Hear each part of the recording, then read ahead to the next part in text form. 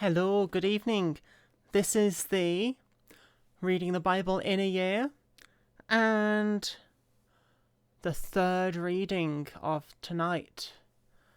And it's just after midnight now. So, Mark chapter 7. What happened with my accent just then? I don't know. Anyway, defilement comes from within. Then the Pharisees and some of the scribes came together to him, having come from Jerusalem. Now when they saw some of his disciples eat bread and with defiled, that is, with unwashed hands, they found fault. For the Pharisees and all the Jews do not eat unless they wash their hands in a special way, holding the tradition of the elders. When they came from the marketplace, they do not eat unless they wash. And there are many other things which they have received and hold, like washing of cups, pitchers, copper vessels, and couches. Then the Pharisees and scribes asked him, Why do your disciples not walk according to the tradition of the elders, but eat bread with unwashed hands? He answered and said to them, Well, did Isaiah the prophesy of you hypocrites? That is a long thing for me to read. Anyway. He answered and said to them, Well, did Isaiah prophesy of you hypocrites, as it is written, This people honours me with my lips, but their heart is far from me, and in vain they worship me, teaching as doctrines and commandments of men. For laying aside the commandment of God, you hold the tradition of men, the washing of pitchers and cups, and many other such things as you do. He said to them, All too well you reject the commandment of God, that you may keep your tradition.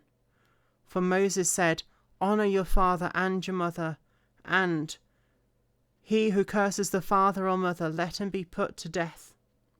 But you say, if a man says to do his father or mother, no. Let's read that again.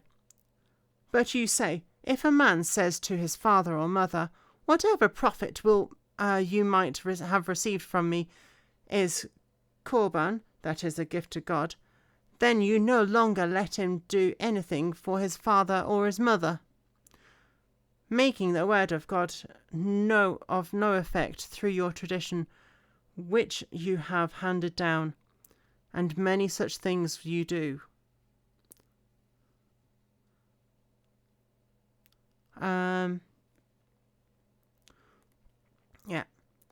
When he had called all the multitude to himself, he said to them, Hear me, everyone, and understand. There is nothing that enters a man from outside which can defile him, but the things which come out of him, those are the things that defile a man. If anyone has ears to hear, let him hear. When he had entered a house away from the crowd, his disciples asked him concerning the parable. He said to them, Are you thus without understanding also? Do you not perceive that whatever enters a man from outside cannot defile him, but I'm missing some lines here. Because it does not enter his heart but his stomach. I'll read the whole bit again. So he said to them, Are you thus without understanding also? Do you not perceive that whatever enters a man from outside cannot defile him? Because it does not enter his heart but his stomach, and is eliminated, thus purifying all foods. And he said, What comes out of a man that defiles a man? For from within, out of the heart of men, proceed evil thoughts, adulteries, fornications, and murders, thefts, covetousness, wickedness, deceit, lewdness, an evil eye, blasphemy, pride, foolishness. All these evil things come from within and defile a man.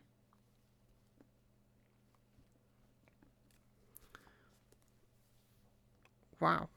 I think that's about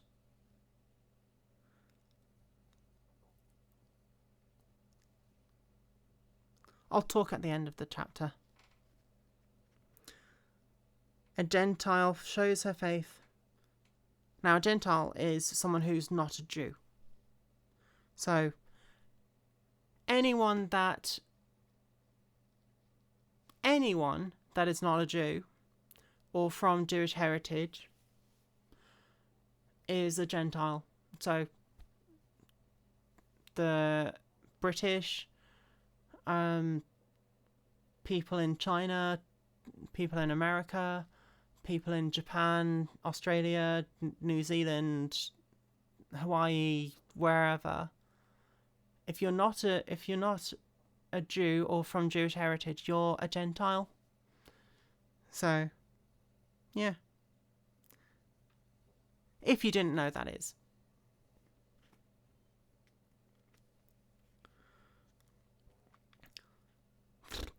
Let's carry on.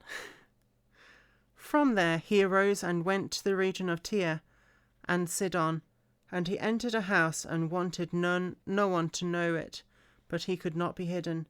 For a woman whose young daughter had an unclean spirit heard about him, and she came and fell at his feet.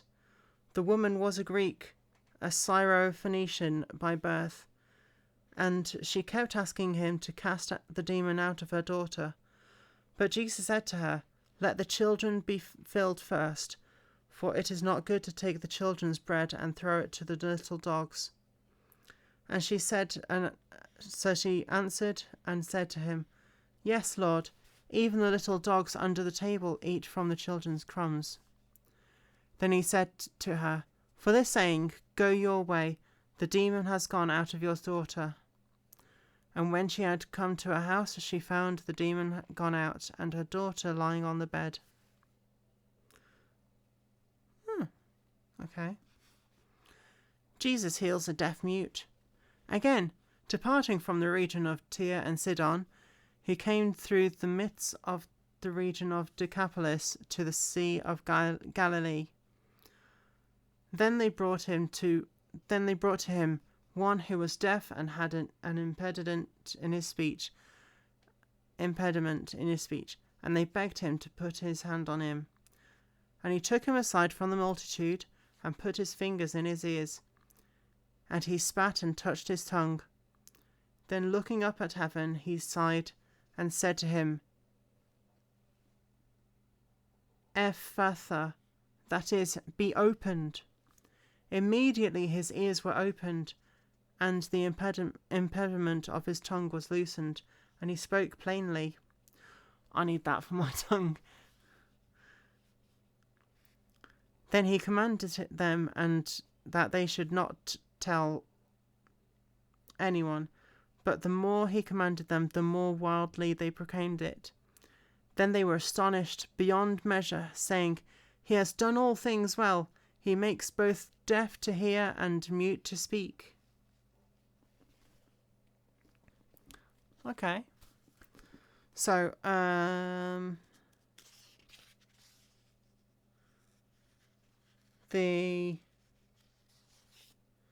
from what I understand, and in Proverbs it says I shouldn't be leaning on my own understanding. I should be leaning on to God's understanding. There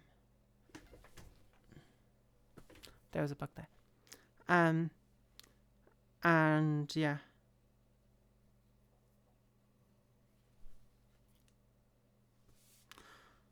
So, when the Pharisees and scribes were going, "Ah, no, their hands are unclean," at Jesus's disciples, it's like they were like, "Oh no, he didn't." The disciples didn't follow the traditions that we've been following for thousands of years.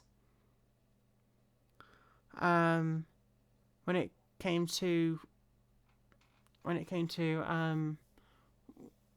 cleanliness and things, because they're, and I'll get to it as well. there's a whole section in one of the law books that specifies different types of cleanliness and how to become clean, and wash in a very specific way to be able to do anything. And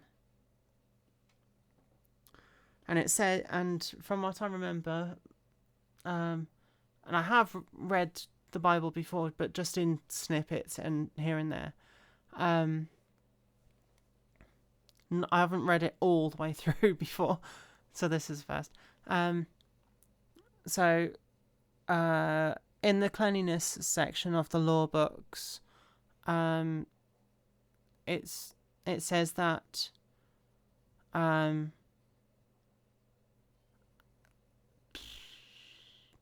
let's see if I can remember it. There's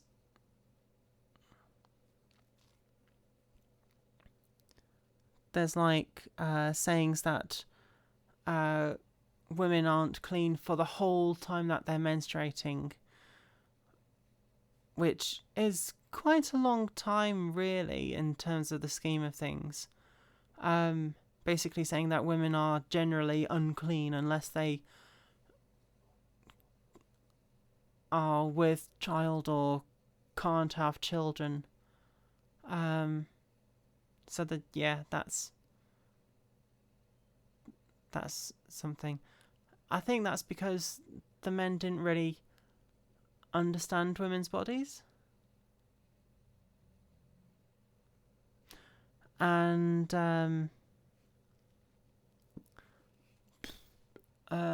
there's also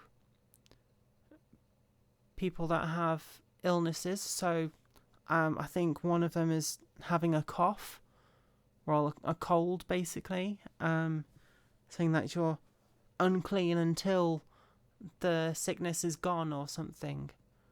And then you have to do a cleanliness ritual to prove that you're clean now. And Jesus basically said that what you eat gets cleaned by your stomach acid.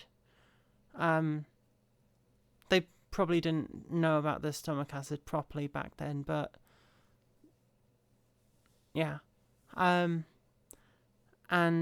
Jesus was also saying that what's in your heart, what's in your mind, what comes out of your mouth and in your speech and what you do and your actions, that's what makes you unclean in terms of spiritually.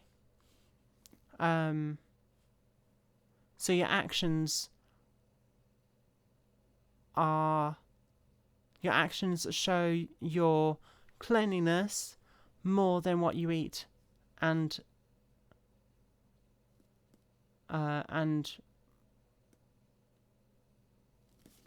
the dirt that might be on your hands. That's what I take from it. I'll talk with my family about it next time I see them. Yes. I'm going to basically bookmark everything that I need to talk to my family about. So yeah. Have a good night, and I'll see you tomorrow.